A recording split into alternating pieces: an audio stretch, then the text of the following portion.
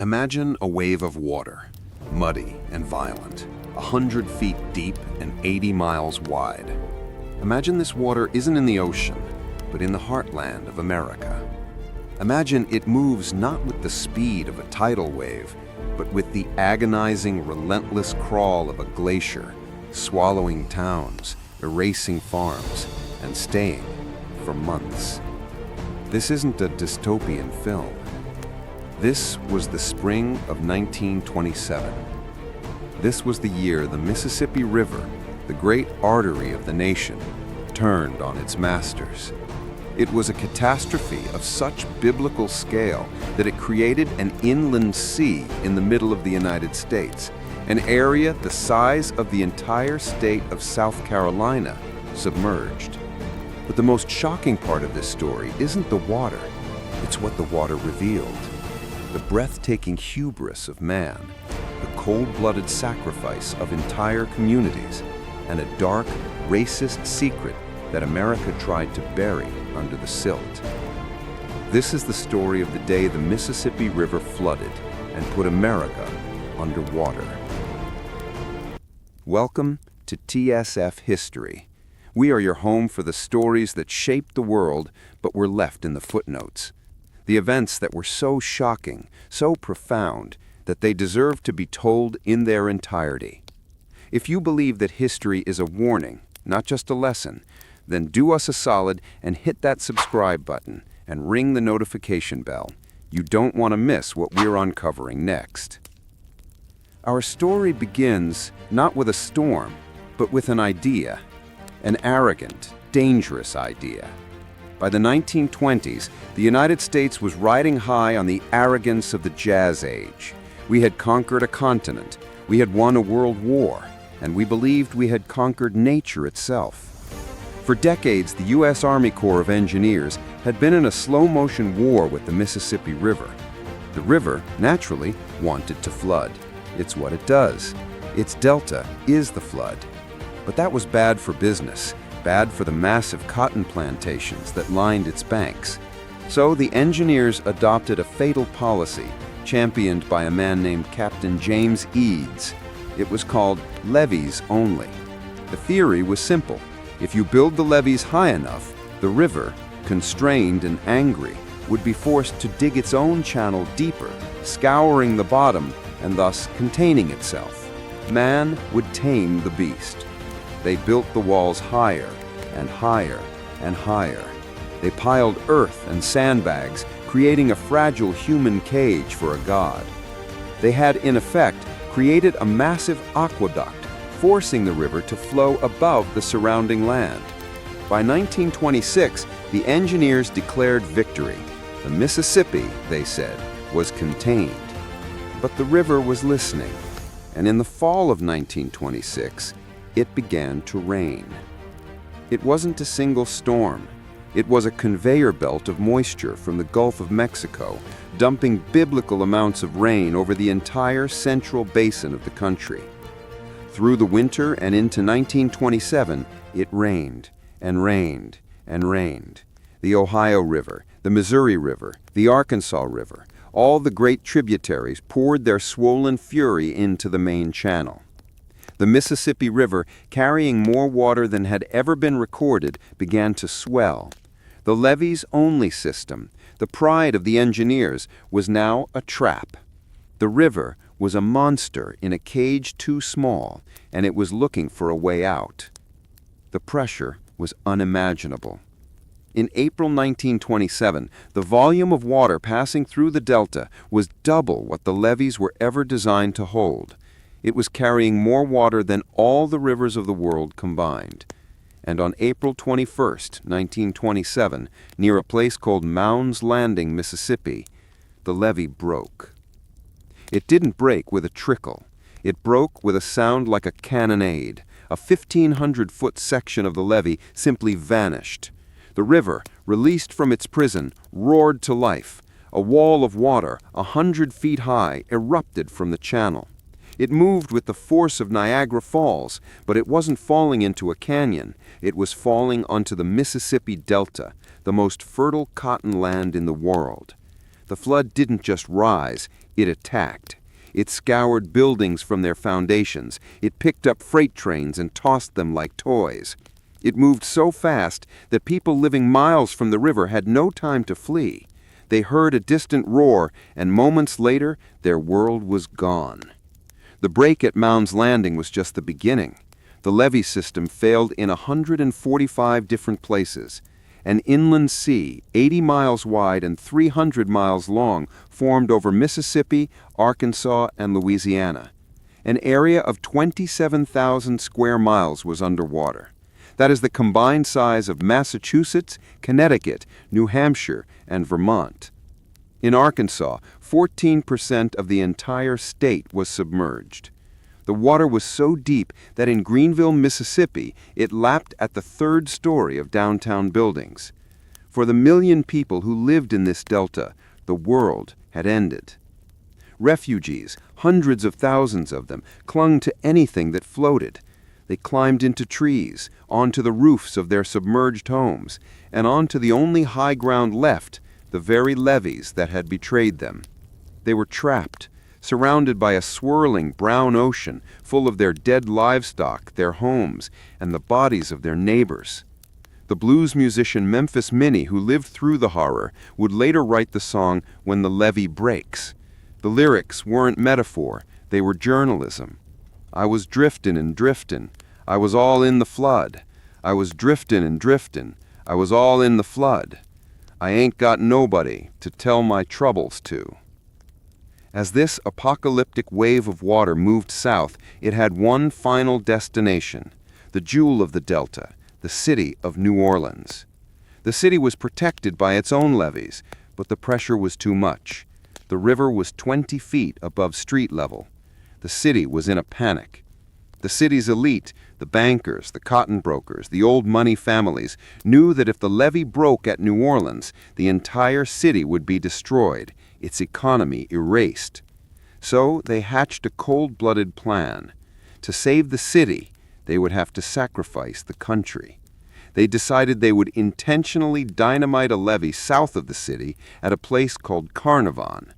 This would act as a pressure release valve, sending the water on a controlled path to the Gulf, flooding the less populated parishes of St. Bernard and Plaquemines.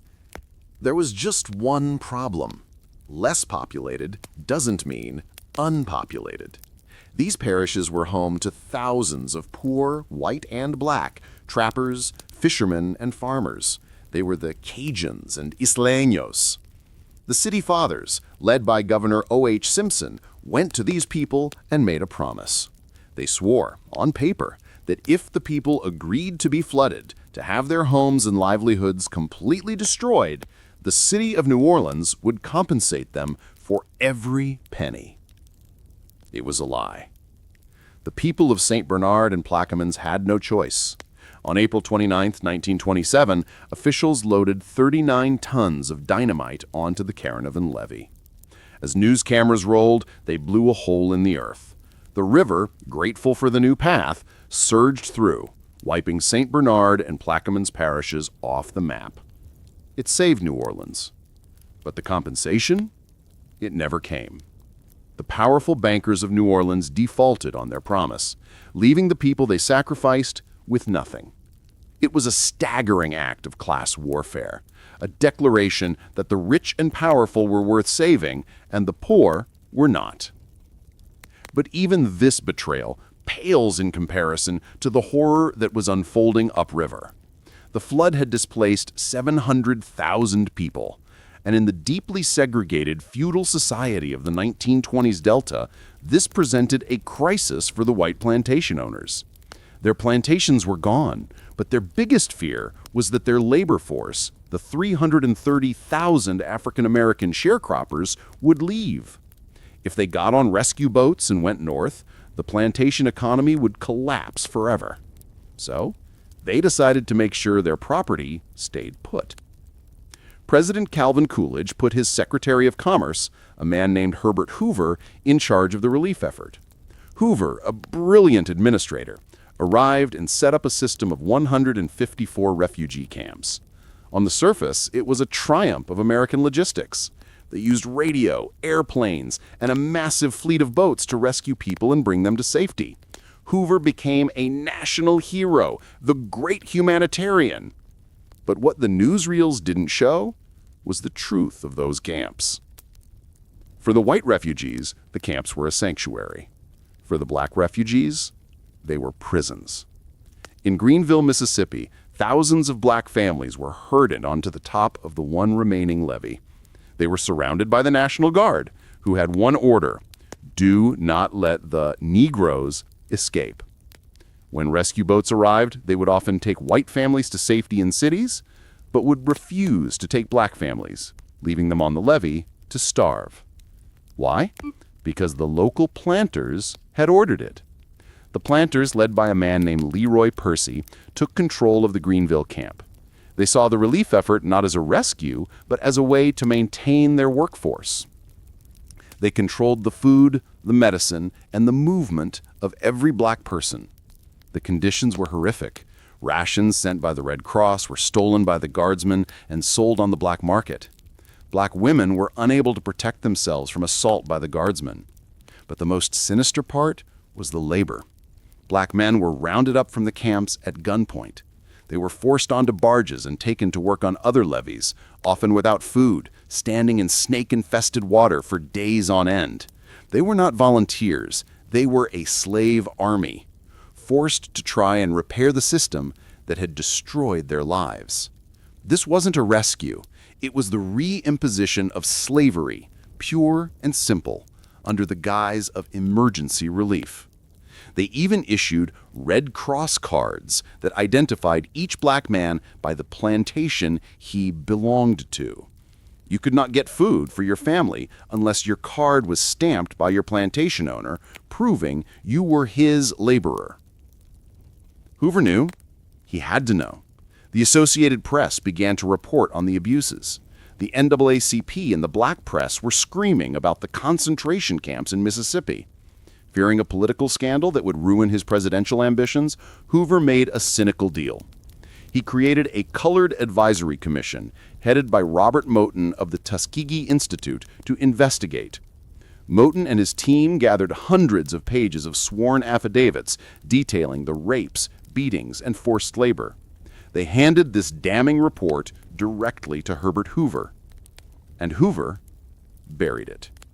He buried the report, suppressed the stories, and praised the cooperation of the local white leaders. His PR campaign was a success. The great humanitarian looked like a hero, and in 1928, he was overwhelmingly elected President of the United States, riding a wave of goodwill from a flood that he had covered up. The water finally receded in the summer of 1927. It left behind a wasteland of mud, disease, and ruin. The social impact was even greater. The Levees Only policy was dead. The 1928 Flood Control Act was passed, the first time the federal government ever took full responsibility for flood control. It authorized the creation of spillways, like the Bonnet Care, which protects New Orleans to this day, and reservoirs. It was an admission that the river could not be conquered, only managed. But the biggest legacy was human. The black population of the Delta, having seen the absolute betrayal of the system they lived under, did the only thing they could. They left.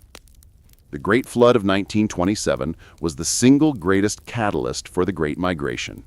Hundreds of thousands of sharecroppers, having been imprisoned, starved, and forced back into slavery, abandoned the South. They got on trains and headed for Chicago, for Detroit, for the North. They were voting with their feet. The flood had broken the plantation system more effectively than any war. The Great Mississippi Flood was more than a natural disaster. It was a man-made one. It was caused by the hubris of engineers who thought they could chain a god. It was worsened by the greed of politicians who sacrificed the poor to save the rich. And it revealed a social disease of racism so profound that it saw 700,000 citizens not as people to be rescued, but as property to be contained.